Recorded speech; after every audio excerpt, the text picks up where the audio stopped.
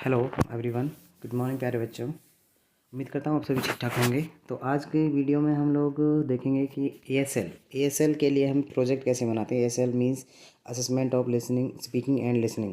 तो इसके लिए हमें प्रोजेक्ट बनाना होता है जो 20 मार्क्स का होता है। तो इसके लिए हमें आखिर प्रोजेक्ट कैसे बनाना है, तो इसे वीडियो शुरू करने से पहले मैं आपको बता दूँ कि ये लगभग 15-16 पेज का बनता है, या 20 पेज का, 25 पेज का आप बना सकते हैं।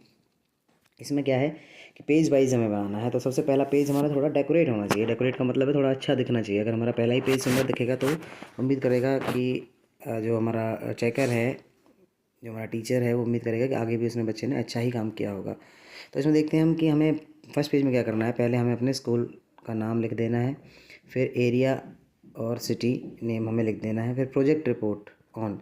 नेक्स्ट लाइन में हमें लिखना है प्रोजेक्ट रिपोर्ट ऑन। ये हमें ब्लैंक पेपर्स लेने हैं, प्लेन पेपर लेना है। प्लेन पेपर पे हमें इसे बनाना है ताकि सुंदर सा लग सके। फिर चैप्टर का नाम हमें लिख देना है 4। किस लिए हम बना रहे हैं? ASL project term 2 English core by किसके द्वारा बनाया जा रहा है? विद्यार्थी अपना नाम यहाँ पर लिख देगा, स्टूडेंट रोल नंबर अपना पुटअप कर देगा यहाँ पर, और क्लास 11th या 12th। ये क्लास 11th और 12th दोनों के लिए बनाया जाता है। इसमें आपको ध्यान रखना है कि साथ में हमें ईयर भी मेंशन करना है। और इसमें देखिए एक चीज़ और, आप इसमें हेल्प ले सकते हैं कहीं से भी। You can take help from the Google से ले सकते हैं, टीचर से हेल्प बुक से ले सकते हैं, एनसीईआरटी बुक से ले सकते हैं, और ये क्लासमेट्स, अपने क्लासमेट से भी आप इसमें हेल्प ले सकते हैं। तो ये हमारा फर्स्ट पेज था। इसके बाद हम नेक्स्ट पेज की तरफ बढ़ते हैं। पेज नंबर 2 हमारा होता है सर्टिफिकेट ऑफ कंप्लीशन, जिसमें हमें क्या करना है कि इसमें हमें थोड़ा सा चेंजिंग करना, बाकी सेम लिख देना। This is to certified that project report title on chapter name. यहाँ पर आपको अपने चैप्टर का नाम डालना है। इसके लिए term 2 English course same to same हमें लिखना है। Bonafide work carried out by name of the student. यहाँ पर विद्यार्थी अपना नाम लिख देगा, और यहाँ पर क्लास 12th या 11th जो भी आपकी क्लास है यहाँ पर आप क्लास मेंशन कर देंगे। इसके बाद में आपको नेम ऑफ एएसएल प्रोजेक्ट, यहाँ पर एएसएल प्रोजेक्ट स्कूल का नाम लिख देना है, और यहाँ पर प्रिंसिपल का नाम लिख देना है। यहाँ पर जो टीचर आपका है, टीचर गाइड, टीचर का नाम आप लिख देंगे, डेट और प्लेस आप इसमें डाल देंगे। चलिए नेक्स्ट पेज की तरफ बढ़ते हैं। बस थोड़ा सा चेंज करना है चैप्टर नेम का, जो भी जिस चैप्टर पर जो विद्यार्थी बना रहा है। तो ये अलग अलग चैप्टर से बनता है, ऐसा नहीं होता कि हर विद्यार्थी एक ही चैप्टर पर बना लेता है। कम से कम अगर एक क्लास में आपके 5 तरीके के होने चाहिए, तो आप अलग अलग चैप्टर्स का बना लेते हैं। जैसे 10 बच्चों ने एक चैप्टर का बना लिया, 10 ने एक का बना लिया, 10 ने एक का बना लिया, ऐसे अलग अलग बच्चे अलग अलग बना सकते हैं। पेज नंबर 3 हमारा है एक्नॉलेजमेंट का। एक्नॉलेजमेंट में आपने क्या करना है, ये पेज सेम टू सेम अपने उतार देना है। इसमें क्या करना है आपको, कहाँ कहाँ चेंज करना है आपने, यहाँ पर अपने प्रिंसिपल का नाम आपने डाल देना है। जो भी आपके प्रिंसिपल का नाम है वो डाल देना है। यहाँ पर नेम ऑफ द स्कूल, अपने स्कूल का नाम आप डाल देंगे, और यहाँ पर नीचे स्कूल नेम विद एरिया ये आप डाल देंगे। बाकी ये पेज जो आपके सामने दिख रहा है डिस्प्ले पर, ये सारा का सारा पेज आप एज इट इज से उतार देंगे इसमें। नेक्स्ट पेज की तरफ बढ़ते हैं। नेक्स्ट हमारा है इंडेक्स। इंडेक्स में आप आगे क्या क्या बनाने जा रहे हैं वो आप इसमें पुटअप कर देंगे। जरूरी नहीं आपने यही सारा लिखना है, but serial number, topic, page number wise आप ऐसा लिख देंगे। जैसे objective, introduction, myths and facts, origin, project report, reflection और बिब्लियोग्राफी। तो जरूरी नहीं आप ये सारी चीज़ें लिखें, इसमें कुछ आप छोड़ भी सकते हैं, बट ये पेज और सीरियल वाइज और पेज नंबर आपने ऐसे इसमें डाल देना है। पेज नंबर 5 पे हम देखेंगे, इसमें ऑब्जेक्टिव्स हैं। आपको यहाँ पर क्या लिखना है, here you can write your aim to make your project on the given chapter. आप यहाँ पर अपना एम लिख सकते हैं कि आप इसमें क्या उद्देश्य आपका है, इस चैप्टर के ऊपर या इस प्रोजेक्ट को बनाने के ऊपर आपका क्या उद्देश्य आखिर है, वो आप इसमें लिखेंगे। पेज नंबर 6 की तरफ बढ़ते हैं। 6 पेज में आप देखेंगे इंट्रोडक्शन। आपने अपने चैप्टर के बारे में थोड़ा सा इंट्रोडक्शन देना है। इंट्रोडक्शन का मतलब यहाँ पर आपने कंप्लीट समरी, आप उसकी समरी लिख देंगे, ना कि फुल चैप्टर लिखना, ध्यान रखना। अपना इसकी समरी लिख देंगे। तो यहाँ पर मैं कुछ आपको समरीज़ के एग्जांपल अभी देने जा रहा हूँ, आपने देख लेंगे ज़रा। फॉर एग्जांपल के तौर पर अगर आप 11th क्लास के स्टूडेंट हैं, एएसएल प्रोजेक्ट बना रहे हैं, तो यहाँ पर इसकी कंप्लीट समरी दी गई। तो ऐसे आप इसकी समरी 1-2 पेज में ये समरी यहाँ से लेकर के लिख सकते हैं। आप चाहें तो अपनी बुक से भी मदद ले सकते हैं, गूगल से मदद ले सकते हैं, जहाँ से आप चाहें उसकी मदद ले सकते हैं, गूगल से भी। तो ये कंप्लीट समरी आपके सामने है, ये समरी आप इसमें लिख देंगे। अगर आप 12th के स्टूडेंट हैं तो मैं कुछ और एग्जाम्पल आपके सामने भी रख रहा हूँ।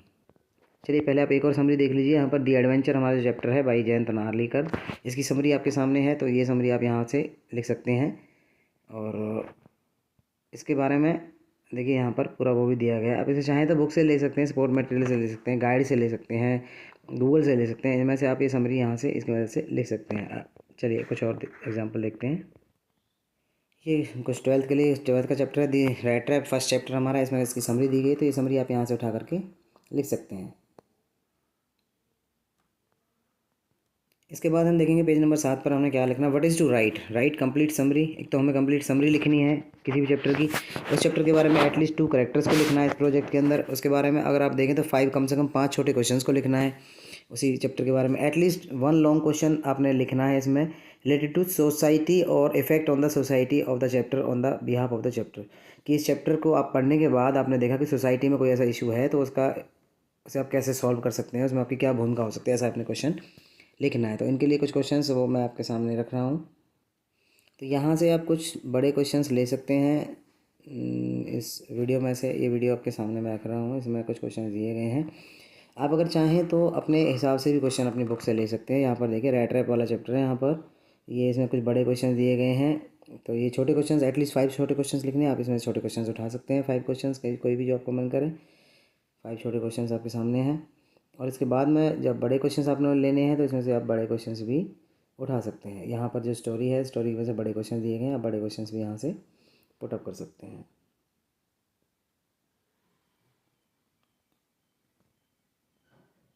ये आपका लास्ट लेसन है। यहाँ पर इसकी समरी भी दी गई है, जो हमें समरी लिखनी है।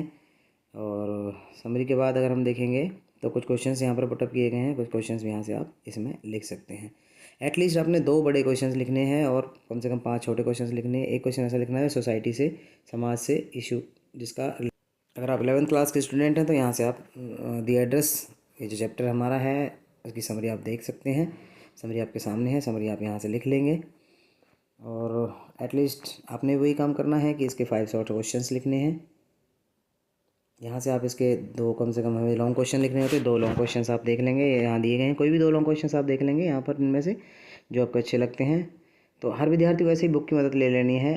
और फिर इसके बाद में कुछ हमारे यहाँ पर छोटे क्वेश्चन दिए गए हैं बेटा, इनमें से आप छोटे क्वेश्चंस भी ले सकते हैं। चलिए आगे बढ़ते हैं।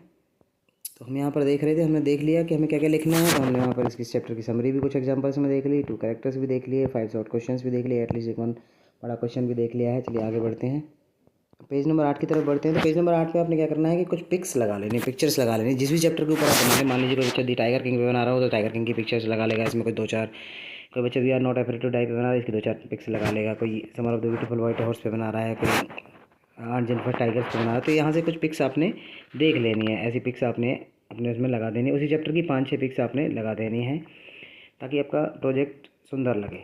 और ये पिक्स आप देख सकते हैं जहाँ से आपने इजीली आपको मिल सके, अखबार की कटिंग से या गूगल से या बुक से आप प्रिंट आउट करा लें। तो 5-6 पिक्स आपने लगा देनी है। इसके बाद चलिए नेक्स्ट पेज की तरफ बढ़ते हैं।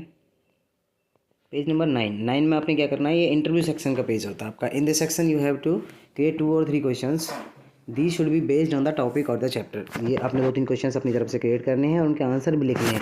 और ये आपके जो टॉपिक आपका है प्रोजेक्ट का या जो चैप्टर आपका है उसके आधार पर ही लिखना है। 1 2 3 2-3 क्वेश्चन आप लिख देंगे।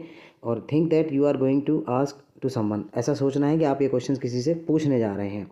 और इसके नीचे इसके आंसर्स भी, सजेस्ट देयर आंसर्स 2-3 लाइनों में, 1-2 लाइनों में इनके आंसर्स भी लिख देंगे। बहुत बड़े क्वेश्चन नहीं लिखने, 1-2 लाइन के क्वेश्चन है। जैसे मान लीजिए 1 मार्क्स का क्वेश्चन होता है, ऐसे आपने लिखना है।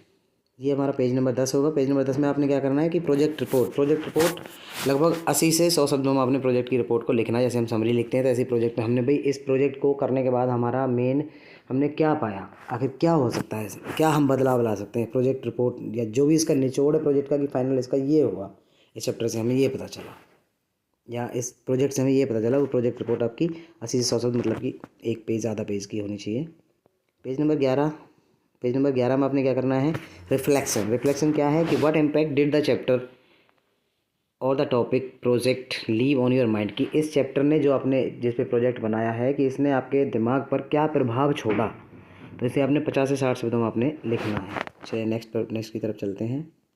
पेज नंबर 12 ये लास्ट वाला पेज है। इसमें आपने क्या करना है कि बिब्लियोग्राफी क्या होती है कि यहाँ पर हमें ये बताना है कि हमने ये जो प्रोजेक्ट बनाया है इसमें किस किस की मदद ली है। हो सकता है हमने गूगल की मदद ली हो, किसी बुक की मदद ली हो, टीचर की मदद ली हो, एनसीईआरटी बुक की मदद ली हो, या बच्चों को साथ में हमने लिया हो, कहीं भी हम जो हमने लिया है इसमें बिब्लियोग्राफी में हमें इसमें लिख देना है।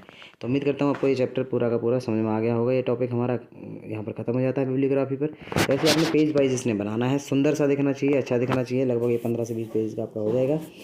तो आप इसे ऐसे बना लेंगे। अगर आपको कोई दिक्कत लगती है तो आप इसे मुझे पूछ सकते हैं, क्वेश्चन कमेंट बॉक्स में लिख सकते हैं। Thank you, good bye, have a nice day.